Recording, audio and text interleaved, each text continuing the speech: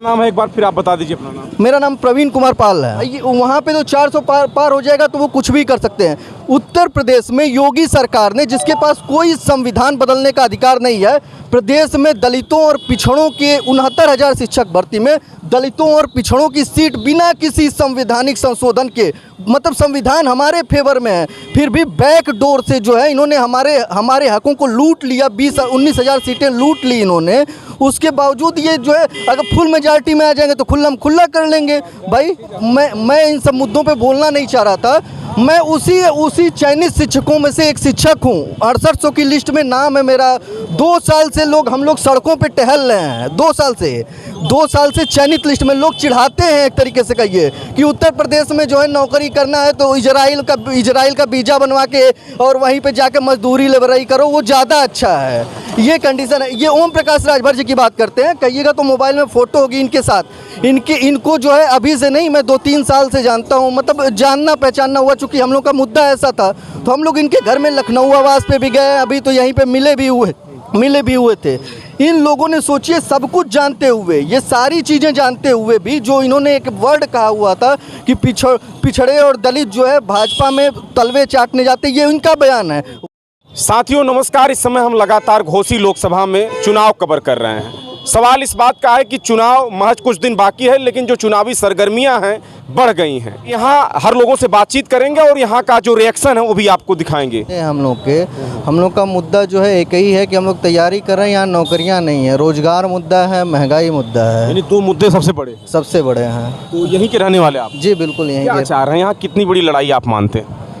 यहाँ भाई सीधी सी बात है, चूँकि हम युवा हैं तो जो हमारी बात कर होगा, चूँकि जो कर रहा है आपकी बात भाई, आप खुद सुन रहे हो कि एक जगह मंगलसूत्र की बातें हो रही हैं और पता नहीं मतलब किस तरीके की बातें हो रही हैं। दूसरी जगह बस इंडिया गठबंधन ही जो है वो महंगाई और रोजगार की बात कर रहा है। हमारे जी भी तो बात कर रहे हैं, अग्निवीर योजना भी दे दी है युवाओं को, तमाम योजनाएं तो दे रहे हैं। उसमें तो सबसे बड़ा घोटाला ये है, मतलब गड़बड़ झाला ये है कि एक तरफ देखिए कि 25% ही युवाओं को परमानेंट किया जाएगा, बाकी 75% युवाओं को निकाल दिया जाएगा। अच्छा। सीधी सी बात। तो उसमें सबसे बड़ी बात जो है इसमें कि 75% जो युवा निकाले जाएंगे तो इसका मतलब कहीं ना कहीं वो जो है उतने योग्य नहीं रहेंगे जितना 25% रहा होगा।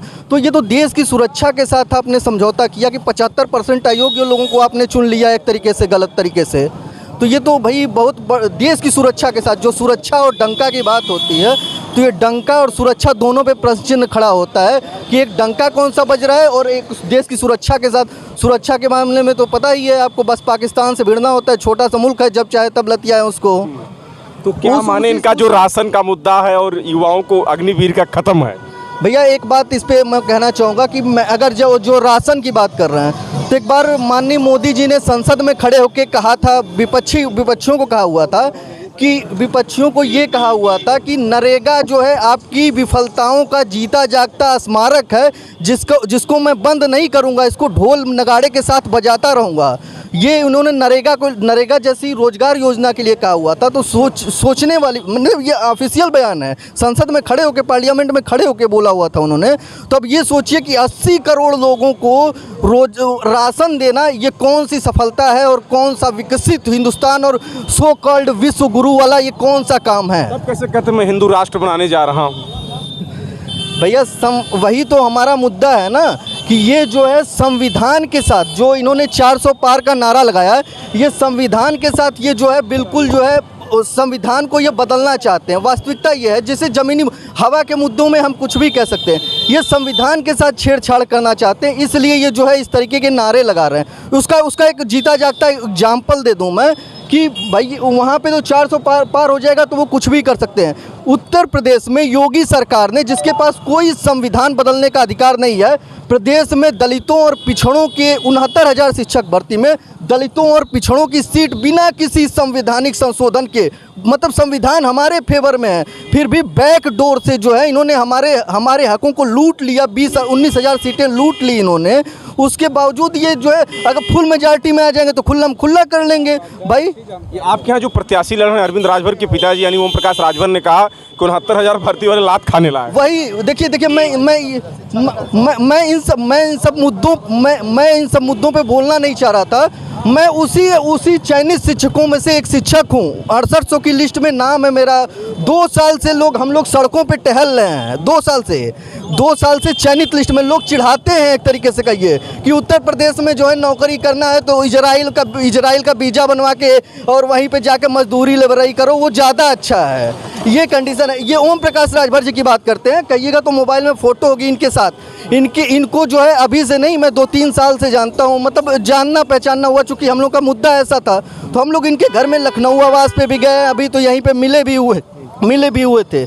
इन लोगों ने सोचिए सब कुछ जानते हुए, ये सारी चीज़ें जानते हुए भी जो इन्होंने एक वर्ड कहा हुआ था कि पिछड़े और दलित जो है भाजपा में तलवे चाटने जाते, ये इनका बयान है। वास्तविकता ये है कि यही कर रहे हैं ये लोग जो है पिछड़ों और दलितों का वो जो स्टेटमेंट उन्हीं का है, हमारा कोई स्टेटमेंट नहीं है, वही करने गए हुए हैं। वो हमारे मुद्दे को अच्छी तरीके से जानते हैं और शायद शकल भी पहचानते होंगे। अगर वो हमको जो है न्याय दिलवा दें, सीधी सी बात है, मतलब हमारी तरीके से 6800 बच्चे हैं जो सड़कों पे टहल रहे हैं और शिक्षक भर्ती के हैं, और उसकी जगह से हमारी जगह पे फर्जी लोगों को विद्यालय में नियुक्त कर दिया गया है और वो लोग उन लोगों को 50-60 हज़ार रुपये की फर्जी तनख्वाह दी जा रही है कोसों से। मतलब उत्तर प्रदेश की जनता के पैसे से फर्जी लोगों को पैसा दिया जा रहा है। क्या नाम है एक बार फिर आप बता दीजिए अपना नाम। मेरा नाम प्रवीण कुमार पाल है। पाल जी देखिए हमारे साथ बातचीत करें, लेकिन युवाओं का सबसे बड़ा जो मुद्दा है, युवाओं को लेकर इन्होंने चाचा जी इनसे बात की। क्या नाम है? रविंद्र पाठक। क्या? रविंद्र पाठक। रविंद्र पाठक। पाठक जी आप बताइए क्या लग रहा है इस बार चुनाव घोषी में? देखिए ऐसा है कि भाजपा सरकार की सत्ता है, चाहे जिस तरह से जीत जाए वो तो बात अलग है, लेकिन ये बोलती है कि 5 किलो राशन मैं दे रहा हूँ प्रति व्यक्ति। 5 किलो राशन का मूल्य यदि 25 रुपये गेहूँ के का हिसाब जोड़ा जाए तो 125 रुपया हुआ। तो 125 रुपये में तो एक दिन यहाँ से जाइए तो बलिया का किराया भी नहीं हो पाएगा। पाठक जी आप तो भाजपा के सपोर्टर माने जाते हैं, भाजपा कोटर माने जाते हैं। यहाँ से बलिया यदि मैं जाऊँ और बस इतने में 125 रुपया गायब हो जाएगा। बताइए कि 125 रुपये से क्या बनेगा? इतने ही से देश का विकास हो जाएगा, गरीब लोग खुशहाल हो जाएंगे। लेकिन भाजपा में ब्रजेश पाठक बड़े नेता हैं, वो राजभर को जिताने के लिए लगातार अपील कर रहे हैं। ठीक है, राजभर को जिताने के लिए अपील कर रहे हैं तो राजभर भी जो है दल बदलू है। चलिए और लोगों से बातचीत करेंगे, इनसे बात करेंगे। क्या नाम है आपका? बल्लू यादव। अरे बल्लू यादव, साइकिल तो अच्छी ली है। क्या लग रहा है घोसी में? हम तो अखिलेश के अलावा हम लोग कहाँ से जाएंगे? बस वही बात। और देखिए चाचा जी इधर आइए, क्या नाम है आपका? हम कह चुके हैं। एक बार और बोलिए क्या नाम है? रामोहन। बताइए क्या यहाँ बदलाव होगा कि रिपीट सरकार आ रही है? सरकार आने जो काम की होगी तो आएगी। हाँ, आप क्या चाहते हैं यहाँ घोसी में? यहाँ कोई ऐसा काम ही नहीं की हो तो कैसे आएगी? अच्छा, काम नहीं की है? क्या काम की है वही आपसे पूछ रहे हैं कि हमारे देखने में तो कोई काम नहीं है। ठीक है, अब देखने में उनसे बात करेंगे। हो गया। चलिए लगातार मैं लोगों से बातचीत कर रहा हूं। देखिए हमारे साथ कांग्रेस के बेबाक नेता रमन पांडे जी हैं, जो किसी पर्चे के मोहताज अब घोसी में नहीं रह गए हैं।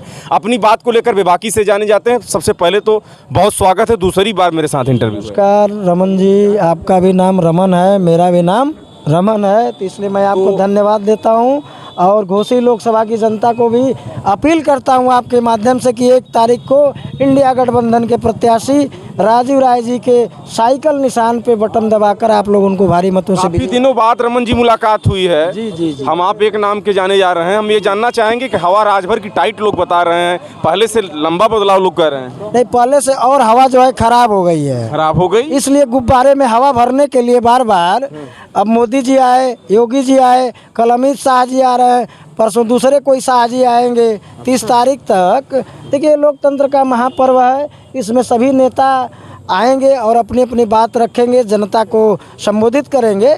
यह तो लोकतंत्र का एक खूबसूरती है। लेकिन जो जनता पहले से मन बना चुकी है कि हमको यहाँ पे एक अच्छा प्रत्याशी, एक अच्छा अपना सांसद चुनना है और उसको दिल्ली के संसद में भेजना है, तो वह है राजीव राय जी। और राजीव राय के पक्ष में, इंडिया गठबंधन के पक्ष में, देखिए उसका एक कारण भी है।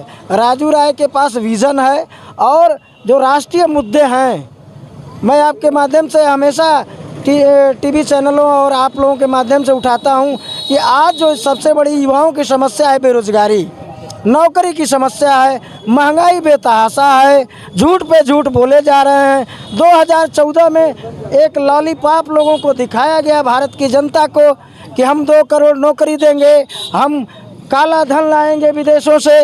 आज इस पे कोई बोलने को तैयार नहीं है। 10 साल मोदी जी के शासन को हो गया, आज तक काला धन पे नहीं बोले, 2 करोड़ के नौकरी पे नहीं बोले, 15 लाख खाता में डालने वाले थे, उस पर किसी तरह की बहस ही मीडिया से गायब है। तो हम जैसे लोग, आप लोग जब आते हैं तो इस विमर्श को, इस विचार को, नौकरी का, महंगाई का, किसानों की समस्या, अच्छा बताइए हमारे देश का किसान, यह देश जो है भारत कृषि प्रधान देश है।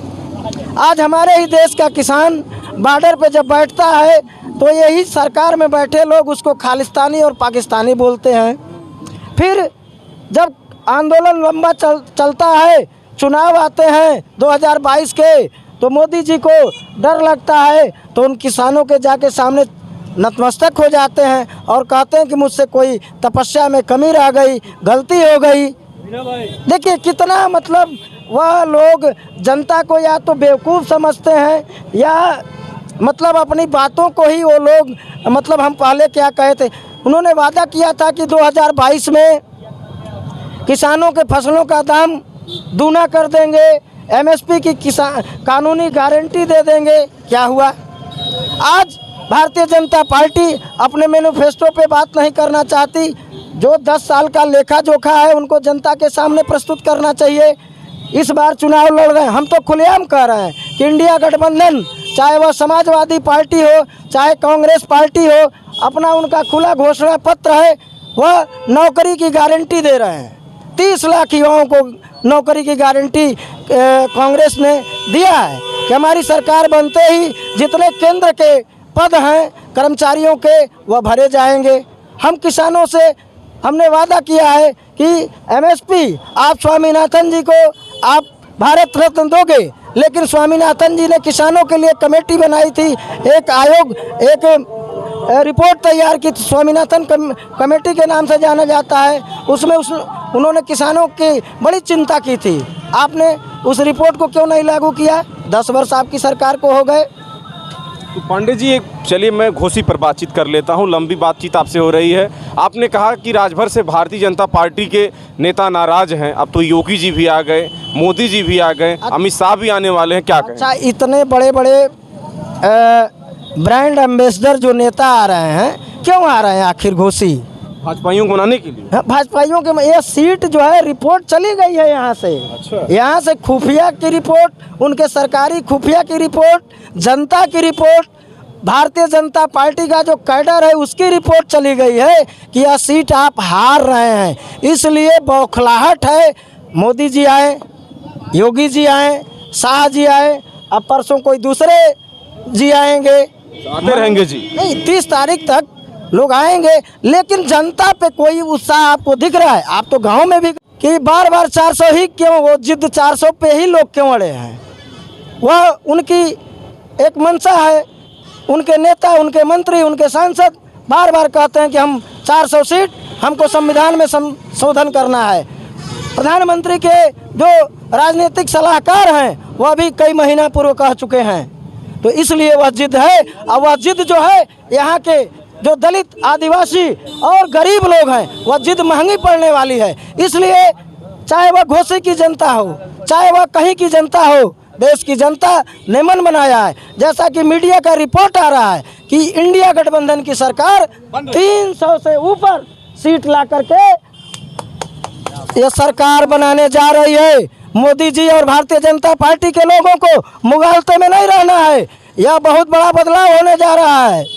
और घोसी लोकसभा से तो आपको बता दूं भाई साहब कि कम से कम 1.5 लाख मतों से राजीव राय चुनाव जीतने जा रहे हैं। भारतीय जनता पार्टी के लोग बौखलाए लोग हैं। चट्टी चौराहे पर अब वह लोग सत्ता के अहंकार में डूबकर उल्टा सीधा बयानबाजी भी कर रहे हैं। रमन जी और लोगों से बातचीत करेंगे, लंबी बात हो।